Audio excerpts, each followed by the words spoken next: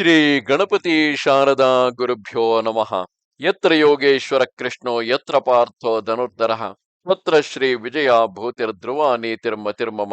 ಶ್ರೋತೃಗಳಿಗೆ ಶ್ರೀ ಅಳಸಿಂಗರಾಚಾರ್ಯ ವಿರಚಿತ ಶ್ರೀ ವ್ಯಾಸ ಮಹರ್ಷಿ ಪ್ರಣೀತ ಶ್ರೀಮನ್ ಮಹಾಭಾರತದ ಉದ್ಯೋಗ ಪರ್ವದಲ್ಲಿ ಗರುಡನು ಗಾಲವನಿಗೆ ಉತ್ತರ ದಿಕ್ಕಿನ ವರ್ಣನವನ್ನು ಹೇಳಿದುದು, ಆಮೇಲೆ ಅವನ ಇಷ್ಟಾನುಸಾರವಾಗಿ ಹೋಗುವುದಕ್ಕಾಗಿ ಅವನನ್ನು ತನ್ನ ಬೆನ್ನಿನ ಮೇಲೆ ಏರಿಸಿಕೊಂಡು ಹೋದುದು ಎಂಬ 111ನೆಯ ಅಧ್ಯಾಯಕ್ಕೆ ಸ್ವಾಗತ. ತಿರುಗಿ ಗರುಡನು ಗಾಲವನನ್ನು ಕುರಿತು, ಇದು ಈ ಕಡೆಯನ್ನು ನೋಡು, ಇದು ಉತ್ತರ ದಿಕ್ಕು.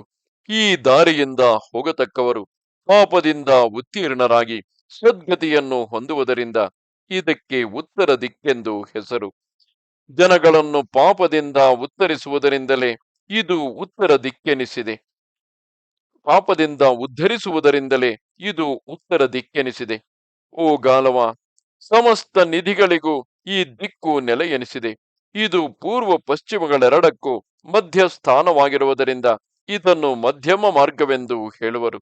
ಈ ಕಡೆಯು ಎಲ್ಲ ದಿಕ್ಕುಗಳಿಗಿಂತಲೂ ಉತ್ತಮವೆನಿಸಿರುವುದರಿಂದ ಕ್ರೂರನಾಗಲಿ, ವಿವೇಕಹೀನನಾಗಲಿ, ಧರ್ಮಹೀನನಾಗಲಿ ಯಾವನೊಬ್ಬನೂ ಇಲ್ಲಿ ವಾಸಿಸುವುದಿಲ್ಲ.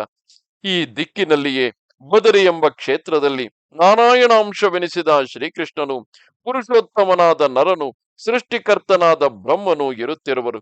ಇತ್ತಲಾಗಿಯೇ ಹಿಮಾಲಯ ಪರ್ವತದ ತಪ್ಪಲಲ್ಲಿ ಯಾವಾಗಲೂ ಮಹೇಶ್ವರನು ವಾಸಿಸುತ್ತಿರುವನು. ಆ ಈಶ್ವರನು ಇಲ್ಲಿ ಪಾರ್ವತಿಯೊಡನೆ ಪ್ರಳಯಕಾಲಾಗ್ನಿಗೆ ಸಮಾನನಾಗಿ ಜ್ವಲಿಸುತ್ತಿರುವನು. ಅವನನ್ನು ನರನಾರಾಯಣರಿಬ್ಬರೂ ಹೊರತು ಬೇರೆ ಮಹರ್ಷಿಗಳಾಗಲಿ, ಇಂದ್ರಾದಿ ದೇವತೆಗಳಾಗಲಿ, ಗಂಧರ್ವ ಯಕ್ಷ ಸಿದ್ಧರಲ್ಲಿ ಯಾರೇ ಆಗಲಿ ಕಾಣಲಾರರು. ಸಹಸ್ರಾಕ್ಷನು, ಸಹಸ್ರಪಾದನು, ಸಹಸ್ರ ಶಿರಸ್ಸುಳ್ಳವನು, ನಾಶರಹಿತನು ಆದ ಆ ವಿಷ್ಣುವು ತನ್ನ ಮಾಯಾ ಪ್ರಭಾವದಿಂದ ಆ ಈಶ್ವರನನ್ನು ಇಲ್ಲಿ ನೋಡಬಲ್ಲನು. ಇಲ್ಲಿಯೇ ಚಂದ್ರನು ವಿಪ್ರ ರಾಜ್ಯದಲ್ಲಿ ಅಭಿಷೇಕಿಸಲ್ಪಟ್ಟನು. ಇಲ್ಲಿಯೇ ಮೊದಲು ಆಕಾಶದಿಂದ ಬಿದ್ದ ದೇವಗಂಗೆಯನ್ನು ರುದ್ರನು ತನ್ನ ತಲೆಯಿಂದ ಧರಿಸಿ ಆಮೇಲೆ ಮನುಷ್ಯ ಲೋಕಕ್ಕೆ ಅದನ್ನು ಅನುಗ್ರಹಿಸಿಕೊಟ್ಟನು. ಇಲ್ಲಿಯೇ ಉಮಾದೇವಿಯು ಮಹೇಶ್ವರನನ್ನು ತನಗೆ ಪತಿಯನ್ನಾಗಿ ಕೋರಿ ತಪಸ್ಸು ಮಾಡುತ್ತಿದ್ದಳು. ಇಲ್ಲಿಯೇ ಕಾಮನು, ಈಶ್ವರನ ಕ್ರೋಧವು, ಹಿಮವತ್ ಪರ್ವತವು, ಉಮಾದೇವಿಯು ತಮ್ಮ ತಮ್ಮ ಪೂರ್ಣ ಶಕ್ತಿಯಿಂದ ಪ್ರಕಾಶಿಸಿದರು. ಓ ಗಾಲವ, ಈ ಕೈಲಾಸ ಶಿಖರದಲ್ಲಿಯೇ ಕುಬೇರನು ಯಕ್ಷ ರಾಕ್ಷಸ ಗಂಧರ್ವರ ರಾಜ್ಯದಲ್ಲಿ ಅಭಿಷೇಕಿಸಲ್ಪಟ್ಟನು. ಕುಬೇರನ ಚೈತ್ರ ರಥವೆಂಬ ರಮ್ಯವಾದ ಉದ್ಯಾನವು ಈ ಕಡೆಯಲ್ಲಿಯೇ ಇರುವುದು. ಇತ್ತಲಾಗಿಯೇ ಮಂದಾಕಿನಿಯು ಪ್ರವಹಿಸುವುದು. ಇತ್ತಲಾಗಿಯೇ ಮಂದರ ಪರ್ವತವೂ ಇರುವುದು. ಇಲ್ಲಿಯೇ ಸೌಗಂಧಕವೆಂಬ ವನವು ರಾಕ್ಷಸರಿಂದ ರಕ್ಷಿಸಲ್ಪಡುತ್ತಿರುವುದು. ದೊಡ್ಡ ಗರಿಕೆ ಹುಲ್ಲಿನ ಮೈದಾನವು, ಬಾಳೆಯ ತೋಟವು, ಸಂತಾನಕವೆಂಬ ವೃಕ್ಷಗಳು ಎಲ್ಲಿರುವವು. ಓ ಗಾಲವ, ಕಾಮಚಾರಿಗಳು ಯಾವಾಗಲೂ ಜಿತೇಂದ್ರಿಯರು ಆದ ಸಿದ್ಧರಿಗೆ ಬೇಕಾದ ಸಮಸ್ತ ಭೋಗಗಳನ್ನೊಳಗೊಂಡಿರುವ ದಿವ್ಯ ವಿಮಾನಗಳು ಎಲ್ಲಿರುವವು. ಪ್ರಸಿದ್ಧರಾದ ಸಪ್ತರ್ಷಿಗಳು, ಅವರೊಡನೆ ಅರುಂಧತಿಯು ಇಲ್ಲಿ ಹಗಲು ರಾತ್ರಿಯು ನೆಲೆಗೊಂಡಿರುವರು. ಇಲ್ಲಿ ಬ್ರಹ್ಮನು ಯಜ್ಞವನ್ನು ಹಿಡಿದು ಸ್ಥಿರವಾಗಿ ನೆಲೆಗೊಂಡಿರುವನು. ಇಲ್ಲಿ ನಕ್ಷತ್ರಗಳು, ಚಂದ್ರ ಸೂರ್ಯರು ಯಾವಾಗಲೂ ಸುತ್ತಿ ಸುತ್ತಿ ಬರುತ್ತಿರುವರು. ಇಲ್ಲಿ ಮಹಾತ್ಮರು, ಸತ್ಯವಾದಿಗಳು ಆದ ಧಾಮರೆಂಬ ಋಷಿಗಳು ಗಂಗಾ ದ್ವಾರವನ್ನು ಯಾವಾಗಲೂ ರಕ್ಷಿಸುತ್ತಿರುವರು. ಅವರ ಆಕೃತಿಯಾಗಲಿ, ರೂಪವಾಗಲಿ, ಅವರ ತಪಸ್ಸಾಗಲಿ ಯಾರಿಗೂ ಹೀಗೆಂದು ತಿಳಿಯಲಾರದು. 1000 ಚತುರ್ಯುಗಗಳವರೆಗೆ ಅವರು ತಮ್ಮ ಇಷ್ಟ ಭೋಗಗಳನ್ನು ಅನುಭವಿಸುತ್ತಿರಬಹುದು. ಓ ಬ್ರಾಹ್ಮಣೋತ್ತಮ, ಮನುಷ್ಯನು ಈ ಸ್ಥಳದಿಂದ ದಾಟಿ ಮುಂದೆ ಹೋದರೆ ಹಿಮದಿಂದ ಮುಚ್ಚಿ ಸಾಯುವನು. ನರನಾರಾಯಣರು ಹೊರತು ಬೇರೆ ಯಾರು ಈ ಪರ್ವತ ಶಿಖರವನ್ನೇರಿ ನೋಡಿದವರಿಲ್ಲ. ಇಲ್ಲಿ ಕುಬೇರನ ಸ್ಥಾನವಾದ ಕೈಲಾಸವೆಂಬ ಸ್ಥಳವೊಂದುಂಟು. ವಿದ್ಯುತ್ ಪ್ರಭೆಗಳೆಂಬ ಹೆಸರುಳ್ಳ 10 ಮಂದಿ ಅಪ್ಸರಸಿಯರು ಇಲ್ಲಿಯೇ ಹುಟ್ಟಿದರು. ಇಲ್ಲಿ ಭಗವಂತನು ತ್ರಿವಿಕ್ರಮಾವತಾರದಲ್ಲಿ ತನ್ನ ಕಾಲಿನಿಂದ 3 ಲೋಕಗಳನ್ನು ಅಳೆಯುವಾಗ ತನ್ನ ಪಾದವನ್ನೂರಿ ಮಾಡಿದ ವಿಷ್ಣು ಪಾದವೆಂಬ ಗುರುತು ಈ ಉತ್ತರ ದಿಕ್ಕಿನಲ್ಲಿಯೇ ನೆಲೆಗೊಂಡಿದೆ. ಇತ್ತಲಾಗಿಯೇ ಉಷೀರ ಬೀಜವೆಂಬ ಕ್ಷೇತ್ರವೊಂದುಂಟು.